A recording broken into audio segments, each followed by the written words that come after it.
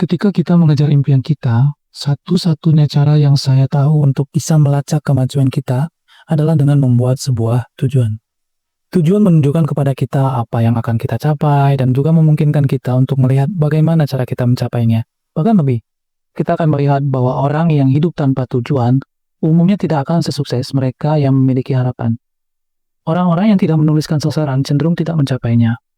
Yang saya pelajari selama 8 tahun terakhir dalam mengejar cita-cita saya, impian saya, adalah betapa pentingnya tujuan.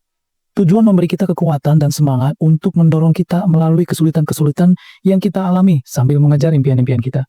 Namun, ada juga orang-orang yang berbagi tentang betapa mengerikan yang mereka rasakan saat mereka gagal bertemu dengan tujuan. Jadi, haruskah kita menetapkan tujuan untuk mencoba mewujudkan impian kita atau tidak? Ya, masalahnya bagi begitu banyak orang adalah bahwa mereka belum menciptakan tujuan yang akan membantu mereka untuk berhasil. Ditambah lagi, ketidakmampuan mereka untuk menindaklanjutinya karena ketakutan atau salah dalam menciptakan tujuan yang buruk menahan keberanian mereka. Saya sekitar 8 tahun yang lalu tidak pernah membuat langkah, tindakan, ataupun rencana apapun untuk mencapai tujuan tersebut. Ini sebabnya tujuan saya gagal. Anda mungkin pernah mendengar tentang SMART. Ini adalah sistem hebat. Ketika saya bosan karena tidak pernah mencapai tujuan saya coba mempelajari dan mulai melihat beberapa tujuan yang ingin saya capai. Kemudian saya belajar tentang menggunakan sistem SMART. S untuk spesifik. Kedengarannya cukup sederhana kan? Tulis aja sesuatu yang spesifik. Pertanyaannya adalah, seberapa spesifik saya perlu membuat tujuan saya? Jawabannya, semakin spesifik kita, semakin mudah kita untuk mengukur hasil kita sepanjang perjalanan mengejar impian. Misalnya, jika kita ingin menurunkan berat badan, lebih spesifik, seberapa berat yang ingin kita turunkan? Lebih baik lagi, berapa berat yang kita inginkan pada akhir mengejar tujuan kita? Tujuan spesifik ini mengatakan, misalnya, jika kita ingin menurunkan berat badan, lebih spesifik berapa berat yang ingin kita turunkan? Lebih spesifik lagi, berapa berat yang ingin kita turunkan pada akhir tahun atau pada akhir bulan? Nah, tujuan spesifik ini akan membantu kita mengukur sasaran kita. Agar tujuan dapat diukur, kita harus dapat melihat kemajuan seiring waktu. Misal, tujuan kita adalah menulis novel. Bagaimana kita membuatnya terukur? Kita perlu membuatnya sangat spesifik dan terukur dengan masuk ke detail yang lebih detail yang bisa kita lacak. Misal, tujuan khusus kita menulis novel adalah saya akan menyelesaikan 50.000 kata novel. Setiap tujuan harus dapat ditindaklanjuti dalam hal mendapatkan ruang, tapi ketika kita menulis tujuan, kita berbicara tentang bagaimana kita menuliskannya sebagai tindakan, bukan hanya mimpi dan angan-angan. Tujuan dapat ditindaklanjuti ketika kita membuat tindakan yang jelas tentang bagaimana kita bisa mencapai tujuan tersebut. Cara sederhana untuk membuatnya dapat diukur dan ditindaklanjuti adalah memulainya dengan kata kerja. Jadi coba ini, saya akan membaca 24 buku. Nah, jadi lebih terukur. R, relevan atau berhubungan. Jadi apakah tujuan kita yang kita buat itu relevan dan berhubungan dengan kehidupan kita? Ketika kita membuat tujuan, kita perlu memikirkan situasi kita saat ini. Orang banyak yang bilang ke kita untuk bikin 10 tujuan, bikin 10 goal. Membuat tujuan yang hampir mustahil dan memaksa kita untuk jadi berat untuk mengerjakannya.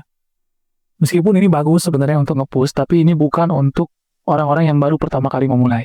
Jadi kita perlu menciptakan tujuan yang dapat kita capai pada tahap kehidupan kita. Misal, kita seorang ayah dari 3 anak kecil yang bekerja dengan 2 pekerjaan. Kita mungkin nggak dapat berolahraga selama 3 jam sehari. Cukup dengan mengatakan kapan kita akan menyelesaikannya. Dengan cara ini, kita perlu memetakan jalan menuju keberhasilan impian kita.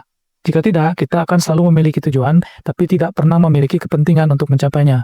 Misal, kita kembali ke novel. Saya akan menulis novel dengan 50.000 kata pada akhir bulan Desember tanggal 31.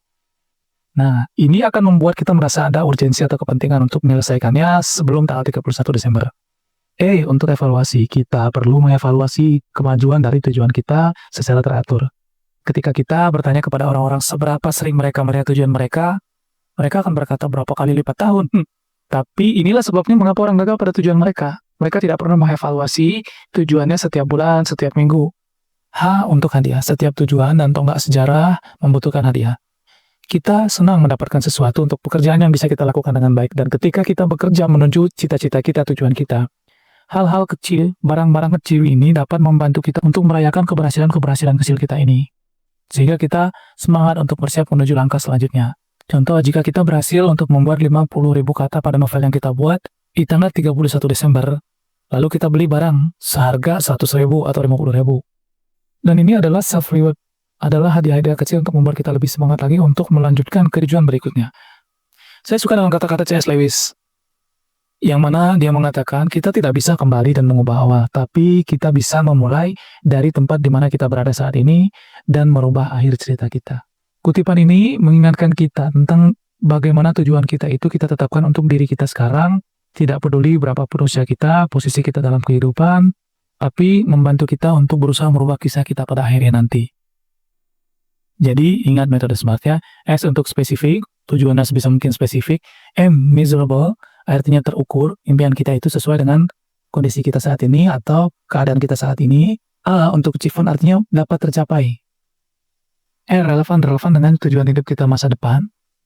Dan T, time untuk waktu, artinya tentukan waktunya agar kita memiliki urgensitas atau kepentingan untuk mau menyelesaikannya sesuai dengan deadline atau waktu yang kita kerjakan. Selamat mencoba, semoga berhasil dan tetap semangat.